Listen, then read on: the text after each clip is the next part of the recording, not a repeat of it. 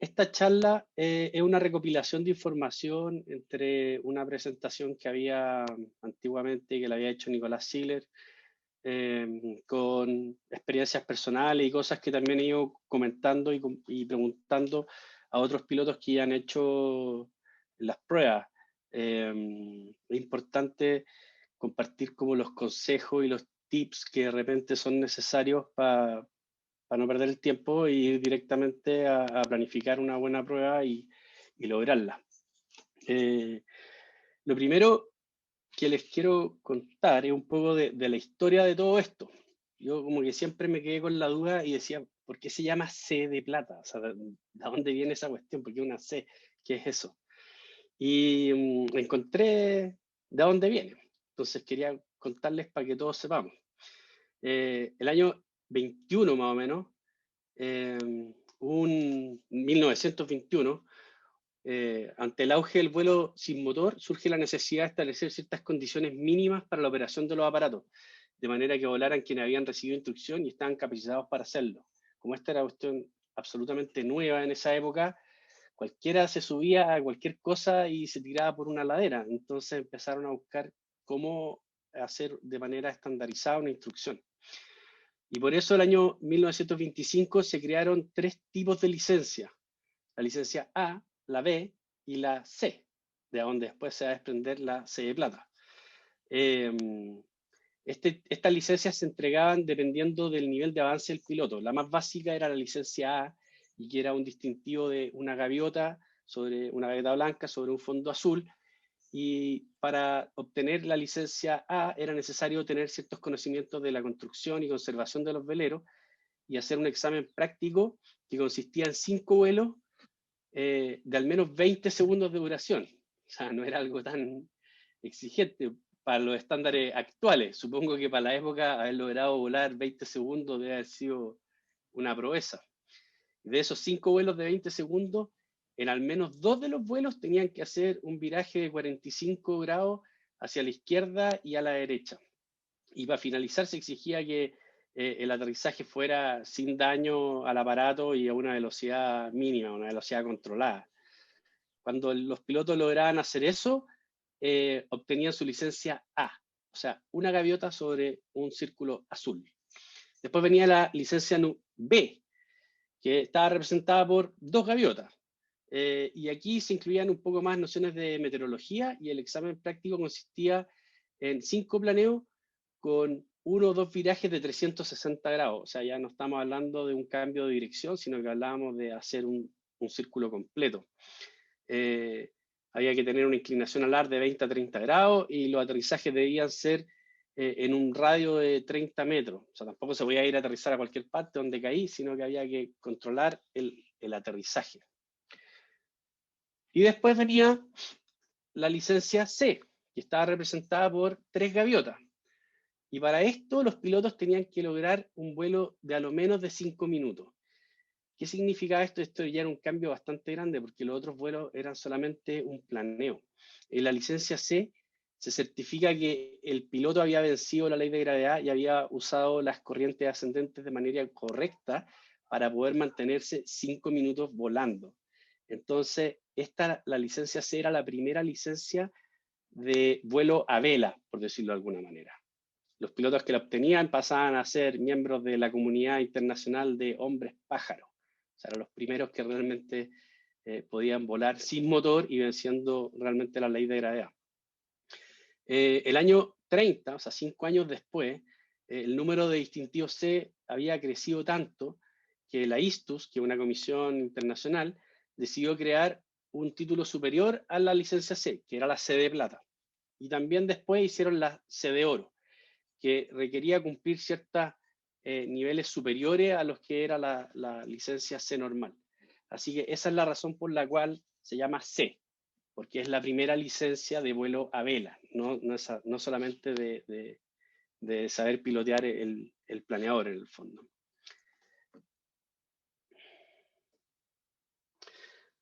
Recopilamos algunos hitos que tienen que ver con las pruebas que nosotros hacemos acá en Chile. Y Max Kegel el año 26 hizo por primera vez un vuelo de más de 50 kilómetros en un planeador que era el Kegel 1. No encontré ninguna foto del Kegel 1, lamentablemente, pero era una época donde las personas diseñaban su propio planeador. Ahora, después este señor Kegel fundó una empresa de planeadores que se llama Kegel, evidentemente. Pero ya el año 26 fue el primer piloto que logró hacer un cross country de 50 kilómetros, 55,3 kilómetros. Otro logro importante fue el de Wolf Hirth, que es uno de los fundadores de Schemhirth, que es la fábrica de planeadores que todos conocemos, y fue el primer vuelo de más de 300 kilómetros, que lo hizo el año 34, y lo hizo con el planeador que él había diseñado, que era el Moasa Gotl. Y ahí se ve la foto, estos planeadores con... Después hubo una evolución de este planeador que se transformó en el Mini Moa, que es un planeador bien conocido también de los antiguos. Y hizo un vuelo de 350 kilómetros, más de 350 kilómetros, impresionante para la época y para los planeadores que volaban. Otro logro importante fue el de Irwin Siller, que logró una altura de 6.838 metros sobre la zona de despegue. Estamos hablando del año 38, en un planeador que no era nada. Esta foto de más a la derecha, esta que está acá, no es a bordo del planeador, es a bordo de otro avión. Pero eran los primeros aviones que empezaban a subir y necesitaban ya presurización de oxígeno y qué sé yo. Pero él es el mismo piloto en el fondo, este señor Siller. Así que imagínate, 6.800 metros, o sea, una altura bastante considerable. Después tenemos el de duración. Eric Bergens, el año 42, logró volar 45 horas, 28 minutos y 51 segundos. ¿Cómo lograban volar esa cantidad de tiempo? Ocupaban ladera, se iban a lugares que eran, no sé, centros de esquí, cosas así, iluminaban la ladera de noche y los gallos se mantenían volando la ladera 45 horas. Años después hubo otros vuelos más largos, hay uno creo de 56 horas en monoplaza y uno de 70 y algo horas en biplaza, 70 y algo horas, son 3 días volando, increíble. Pero después este tipo de vuelos así fueron prohibidos. Ya no se permitía volar más de noche porque los pilotos se desmayaban, se desvanecían, chocaban con árboles, en la ladera se desorientaban, o sea, volar de noche no era cualquier cosa. Hoy día todos los récords que se pueden hacer o que la FAI permite están dentro del horario diurno, o sea, desde la salida del sol, desde el crepúsculo civil matutino hasta el crepúsculo civil vespertino. Ese es el horario en el cual se tienen que realizar los vuelos. Bueno, la ISTUS fue la comisión que se dedicó a realizar la estandarización de estas licencias A, B, C, C de plata y C de oro, y se transformaron en estas insignias o chapitas que se entregan cuando uno cumple las pruebas. La C de plata se compone de 3 pruebas. Ganar 1.000 metros, que en un día bueno en Risco, incluso en el Manquehue se puede subir más de 1.000 metros. Se consideran los 1.000 metros desde que el planeador ya se encuentra libre del remolcador, no desde el punto de despegue. Para eso hay pilotos que se sueltan del remolcador, buscan dónde está la térmica, bajan, sacan freno, bajan, marcan un punto bajo, vuelven a esa térmica y vuelven a subir. Eso está permitido en el fondo. Después tenemos el vuelo de las 5 horas, que como lo dijimos en la charla de Riscos Cobre, es básicamente una prueba de resistencia psicológica. Originalmente la prueba se tenía que hacer bajo la vista del veedor, o sea, era sobre la pista, para que el veedor siempre lo esté viendo ahí. Y un poco el objetivo de eso era que el piloto también sintiera aburrimiento, monotonía, cansancio, tuviera que hidratarse, alimentarse, si le dan ganas de ir al baño, tuviera que arreglárselas para ir al baño. Hay un problema de comodidad también, porque después de 5 horas sentado en el Blanic o en un Pilatus, uno queda bastante, ¿cómo se llama?, incómodo. Y en el fondo son pruebas que en un ambiente controlado, que es cerca del aeródromo, a la vista de un veedor, qué sé yo, te permiten saber cuáles son tus límites y cuáles son las cosas que primero te van a pasar. A algunos pilotos probablemente les va a dar mucha sed, a otros tal vez lo que más les va a molestar va a ser el asiento, otro se da cuenta que en verdad no puede pasar 5 horas sin ir al baño y eso es una complicación que va a tener que resolver. Y hay distintas cosas que pueden pasar en un vuelo de 5 horas y la idea es poder eh, practicarlo o vivirlo en un ambiente controlado, por decirlo de alguna manera. Y la tercera prueba que compone la C de Plata son los 50 kilómetros. Básicamente los 50 kilómetros es hacer un pequeño cross country. Hay que pensar también que estas pruebas vienen de esa época, o sea, de los años 30, 40, estamos hablando Segunda Guerra Mundial, antes Segunda Guerra Mundial, ya estaban definiendo los parámetros de esto y también los planeadores han evolucionado mucho. En esa época hacer un vuelo de 50 kilómetros era realmente una proeza. El día de hoy, hacer un vuelo de 50 kilómetros no es tan difícil. O sea, para los que ya están en Cobre y han llegado al Cobre, es más fácil ir a aterrizar a los Andes que volver a Vitacura. Pero la prueba requiere un aterrizaje fuera de cancha. Por lo tanto, nosotros acá en el club lo que hacemos para la prueba de los 50 kilómetros es que despegamos de Vitacura, una vez que tú te sueltas, marcas la pista, o sea, uno vuela sobre la pista, hace un viraje de 180 sobre la pista y se devuelve al Manquehue, y así el punto de inicial del triángulo, o sea, o de esta línea que se va a hacer, es la pista de Vitacura.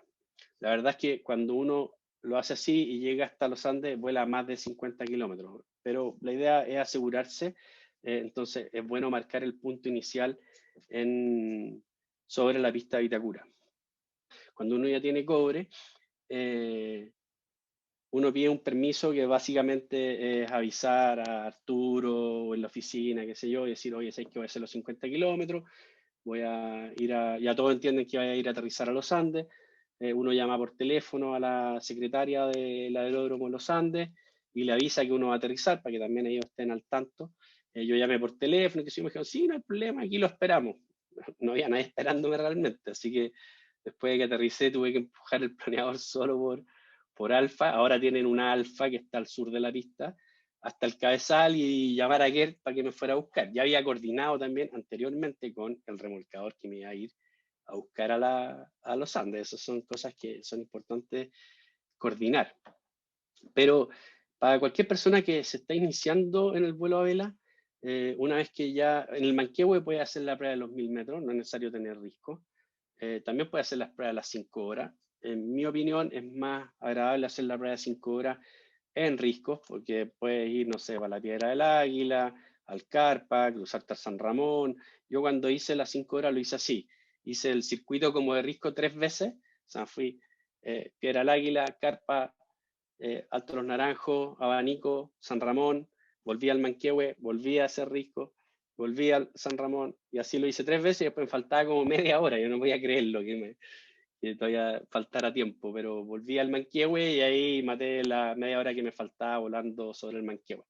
Y también lo ideal es no aterrizar a las 5 horas 01 minutos, o sea, tratar de pasarse también, cosa de que no haya después una duda que te digan, no, pero es que tú no descontaste el tiempo en que no te soltaste, o te soltaste antes o te soltaste después. Al final yo volé como 5 horas 25 minutos y con eso ya te aseguráis de que no hay ningún problema.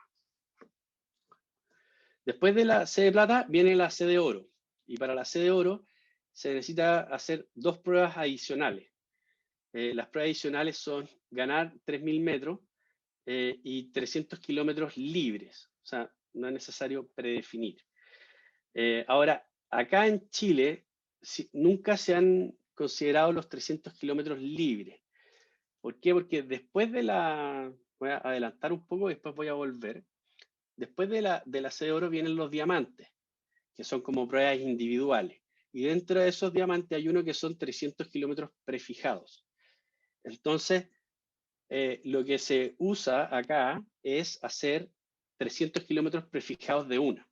Entonces, al hacer los 300 kilómetros prefijados de una, es válido como la prueba para la C de oro, tanto como para el diamante. Por lo tanto, la gran mayoría de los pilotos que ha sacado la C de oro en Chile tiene la C de oro con un diamante inmediatamente, porque al final tiene el diamante de los 300 kilómetros prefijados.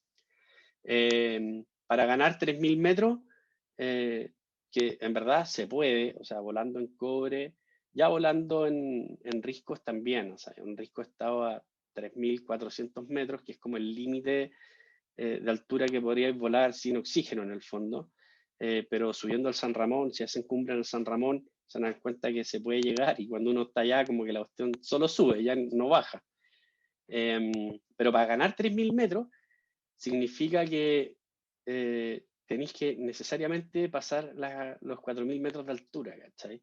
O más o menos. Si uno despega de Vitacura y salta a 1.200, está hablando que igual tenéis que estar a 4.200 para poder cumplir los 3.000 metros ganados. Entonces, necesariamente vayan a necesitar usar oxígeno. Los planeadores que están preparados para, o con oxígeno en el fondo, son solamente el Pilatus, el Kilo 14 Whisky, que tiene oxígeno. Y tiene oxígeno con entrega directa en el fondo. No es que cuando uno respira te entrega el oxígeno, sino que tiene una válvula que uno la setea dependiendo de la altura y te entrega un flujo constante de oxígeno. Por lo tanto, el oxígeno también se acaba en el fondo. No te dura todo el vuelo. Yo la última vez que volé el Pilatus, el 1.4, yo fui al Copín, cerca del Copín, encontré un cúmulo gigante que se estaba armando y me pegué a esa ladera y me fui para arriba, llegué como a 4.200 metros, así que ocupé el oxígeno. Bueno, ese mismo día, después cuando venía de vuelta del norte, me encontré con Felipe Jarpa, que andaba por ahí volando en el Ventus. Entonces me dijo, te acompaño. Y yo le dije, ya, pero yo voy a 120, que es lo que da el Pilatus. Entonces Felipe botó el agua del Ventus y se fue volando conmigo, seguía más adelante, más atrás, y uno se da cuenta de las diferencias de las performances de los planeadores. O sea, yo era como si fuera con el freno afuera, al lado del Ventus. El Ventus realmente flotaba y no bajaba nada. Y eso me animó también a ir a explorar la zona sur, más allá del Blanco, que el Blanco ya lo conocía por cobre. Así que nos fuimos volando juntos y llegamos hasta La Leonera y volví a Vitacura. O sea, ese día podría haber hecho los 3.000 metros y los 300 kilómetros libres fácilmente, pero como no me había planificado para hacer la prueba en el fondo, no es válida en el fondo. No pedí un veedor, no le avisé al remolcador, no dije que iba a hacer la prueba.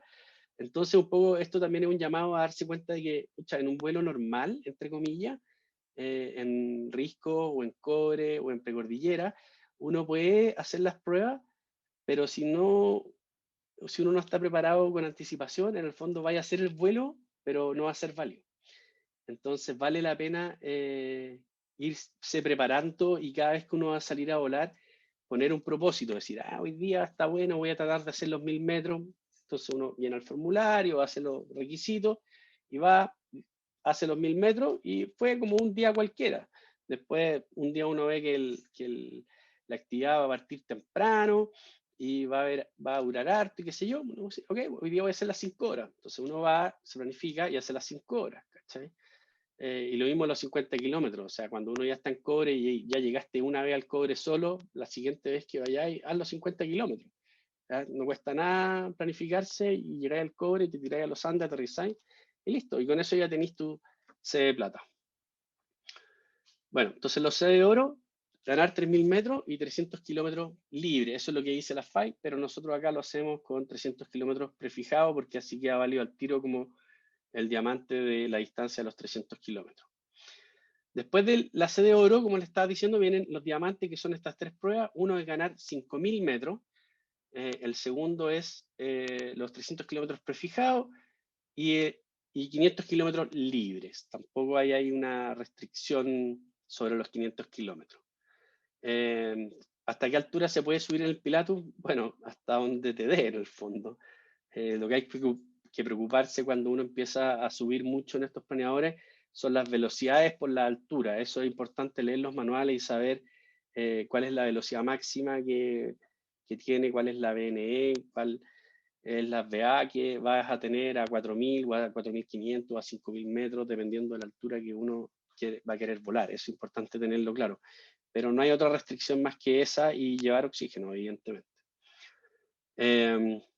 Después hay otras pruebas, más allá de los diamantes, que son los 750 kilómetros y los 1000 kilómetros. ¿Ya? Vamos a ver ahora como un pequeño resumen del registro nacional de la C de plata. Desde que partió, el primer piloto en obtener la C de plata fue Alejo Williamson en enero del 1954, y se han entregado hasta la fecha 267 insignias. Y el último piloto en obtener la C de plata fui yo en febrero de este año.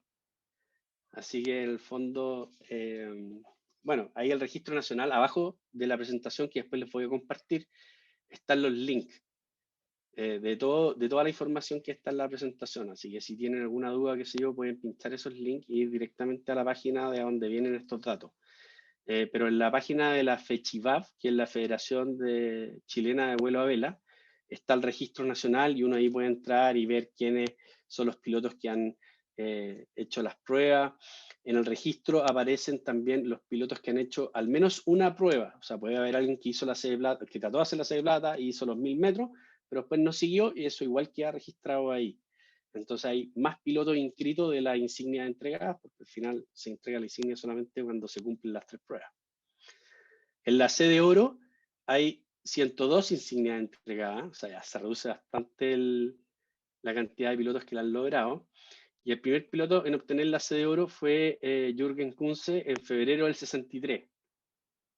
Y el último piloto en obtener la C de oro fue Juan Pablo Valenzuela en enero del 2020. Por lo que vi en el registro, parece que el último vuelo que hizo Juan Pablo que le permitió obtener la C de oro fue anterior a enero del 2020, pero en enero del 2020 supongo que fue la fecha en que se procesó el vuelo, se registró, qué sé yo, y esa es la fecha que tiene como de entrega de la insignia. Después tenemos los diamantes de los 300 kilómetros prefijados. Hay 135 insignias entregadas. Si se fijan, hay más insignias entregadas del diamante de los 300 kilómetros que de la C de oro, porque muchos pilotos hicieron los 300 kilómetros prefijados, que es válido para la C de oro, obtuvieron su diamante, pero no han cumplido los 3000 metros ganados. Por eso no han obtenido la C de oro y en el fondo tienen el diamante, pero no tienen la C de oro. El primer piloto en obtener el diamante de los 300 kilómetros fue José Chávez en marzo del 63. Y el último piloto en obtener el diamante de los 300 kilómetros fue Joaquín Fernández en noviembre del 2020. O sea, viene recién salido del horno ese diamante de Joaquín. Después tenemos el diamante de los 500 kilómetros libres, estamos hablando, y hay 45 insignias entregadas. O sea, se reduce aún más la cantidad de pilotos que han realmente logrado volar 500 kilómetros.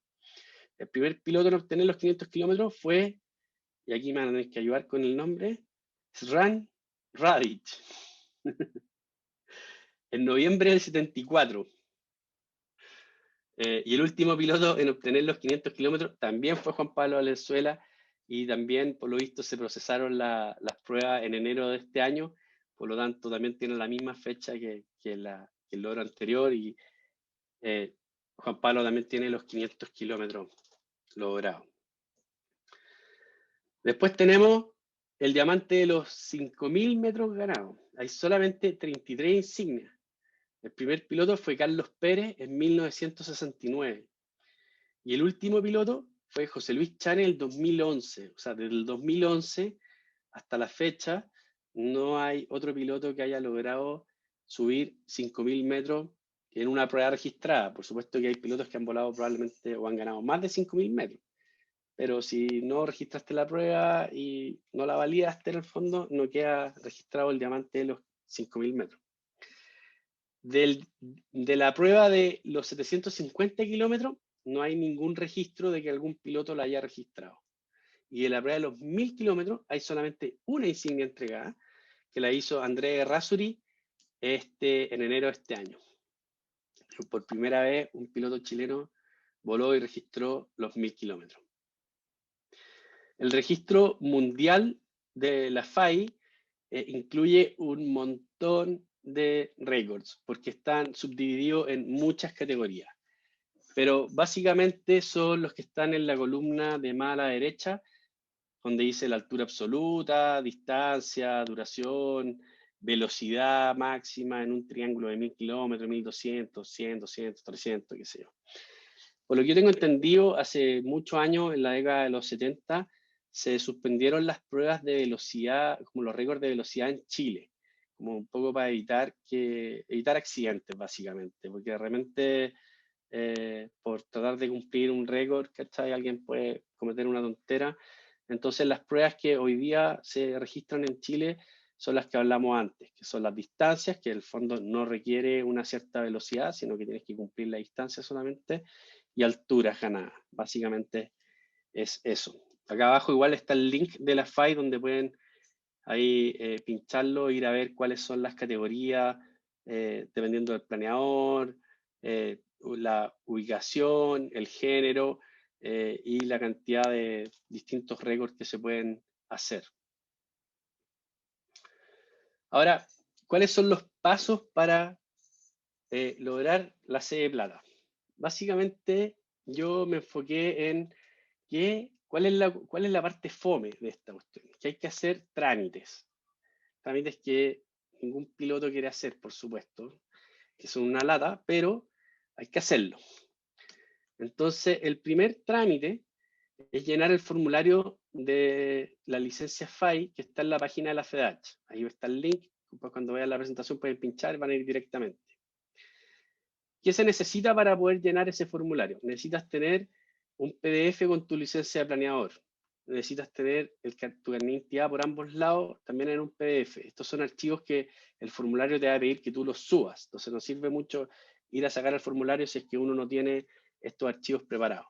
Y también te va a pedir una foto carnet, pero en un archivo JPG. Pero la foto carnet no es necesario sacarse una foto carnet. Cualquier foto, así como las fotos del club, ¿no es cierto?, de frente, uno la recorta y la pone más o menos en dimensiones fotocarnet y eso es suficiente para mandarlo. Básicamente la foto carnet va a ir puesta en el carnet FAI, en la licencia que te entregan. Las licencias tienen validez de 1 año, la licencia deportiva. Y no sé si se alcanza a ver. Básicamente una foto para que aparezca ahí nomás, no tiene ninguna otra ciencia. Para obtener la licencia FAI hay que hacer un pago que uno le hace a la FEDACH, pero la FEDACH se lo paga a la FAI y en el fondo la FAI también se abastece de estos pagos para tener sus fondos, sus recursos. Si es que perteneces a un club que no está federado, el pago es mayor, son como creo que el doble, como $100. Pero el club de planeadores está federado, así que pagamos $50. El pago de los $50 hay que hacerlo a la cuenta de la FEDACH, que aparece ahí en la misma parte donde está el formulario, y hay que buscar el tipo de cambio del día en que uno va a hacer la transferencia y multiplicar los 50 por el tipo de cambio del día. Entonces también para hacerlo más fácil, dejé aquí el link también donde ustedes pinchan y lo va a llevar al tipo de cambio del día según impuesto interno y uno multiplica eso por 50 y esa es la plata en pesos que uno le deposita a la FEDACH. Al menos por la experiencia que yo tuve, el formulario de la FEDACH no funcionaba muy bien. Entonces yo hice el formulario y según lo que indica ahí en la FEDACH, en 72 horas tienes tu licencia. Yo a las 72 horas no había recibido mi licencia, así que me empecé a llamar y los tipos no habían recibido, algo había pasado por el formulario, qué sé yo, pero rápidamente me lo solucionaron. Ahí hablé con Jesús Retamal, que es gerente administrativo de la FEDACH. Ahí está el número de teléfono, está el mail. Igual vale la pena llenar el formulario y agarrar el mail y ponerle: estimado Jesús, acabo de llenar el formulario FAI, por cualquier cosa te adjunto aquí los documentos requeridos y la transferencia del pago de la cuestión. Y con eso uno ya se asegura de que realmente van a recibir los datos y van a procesar la licencia. Una vez que tenemos la licencia, lo único que necesitamos es definir qué prueba vamos a hacer. Si vamos a ganar los 1000 metros, volar las 5 horas o hacer el cross country. En un vuelo se puede hacer un máximo de 2 pruebas simultáneas. No puedes hacer las 3, pero sí puedes hacer 2. Los 1000 metros es fácil ganarlos el mismo día que uno va a hacer las 5 horas.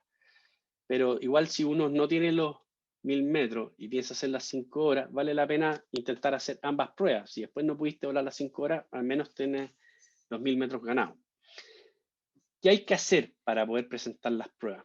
Lo que hay que hacer es imprimir el formulario para las pruebas deportivas. Este formulario se saca de la página de la Federación Chilena de Vuelo a Vela. Acá abajo está el link, así que lo pinchan y los va a llevar directamente al formulario. Y en el formulario básicamente hay que poner la fecha, el nombre, el número de licencia de piloto planeador de GAC, el número de licencia deportiva, en qué modelo de planeador, cuál es la matrícula, etcétera, etcétera.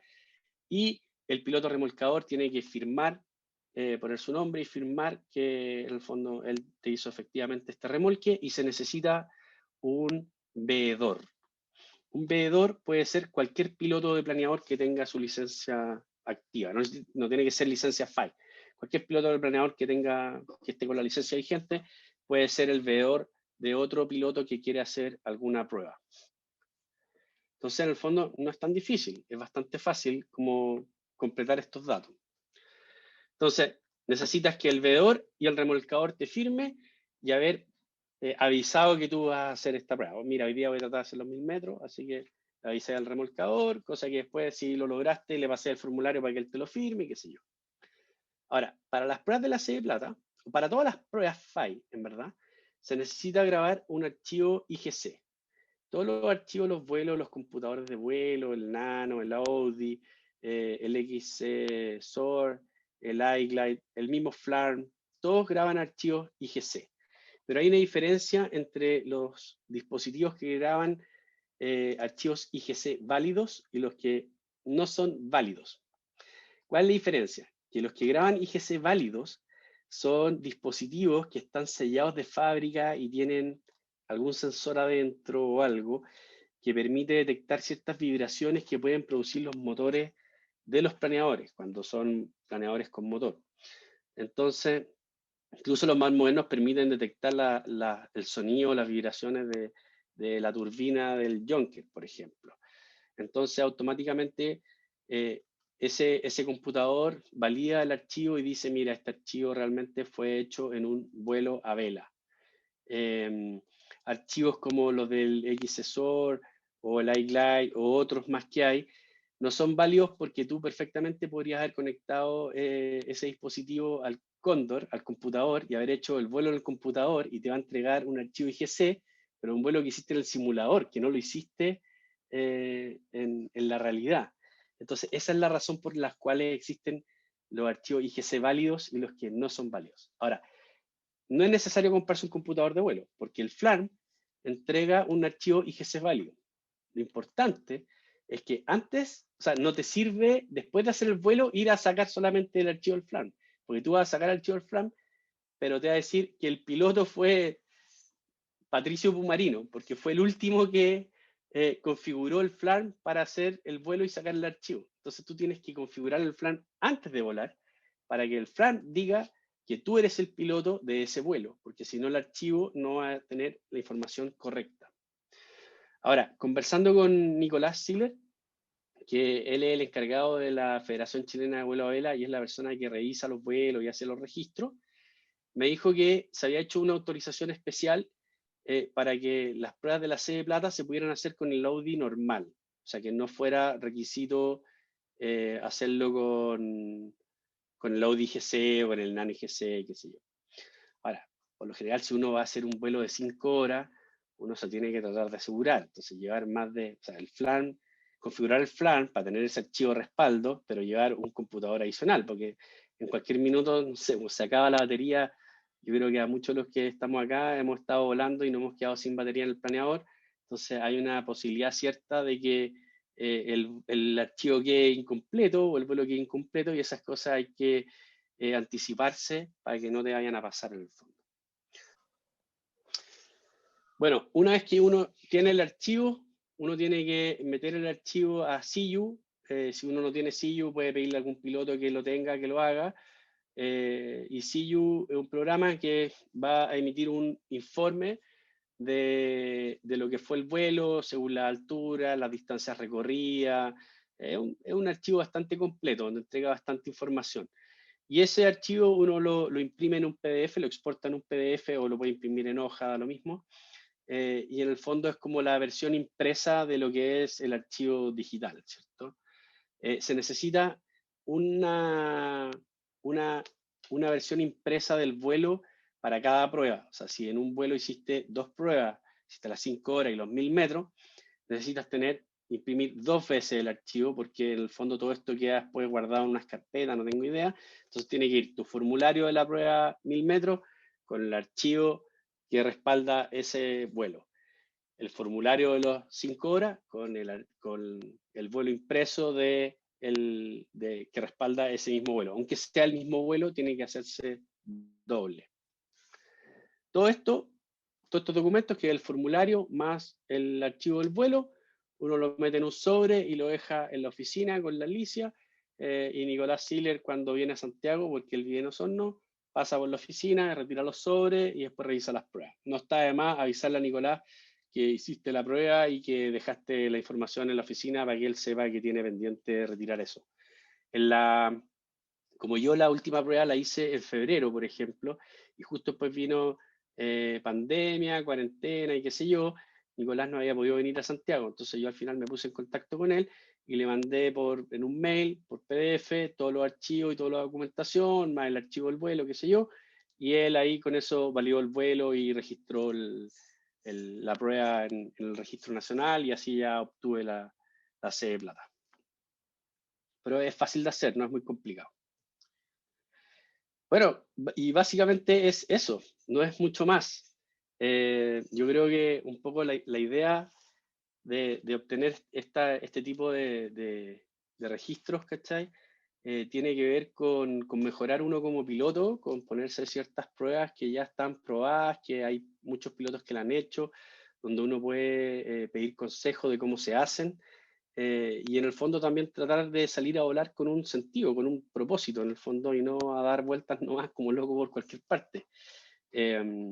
¿Hay beneficio? ¿Qué beneficio así real, directo tiene para un piloto de planeador acá en Chile? Básicamente ninguno.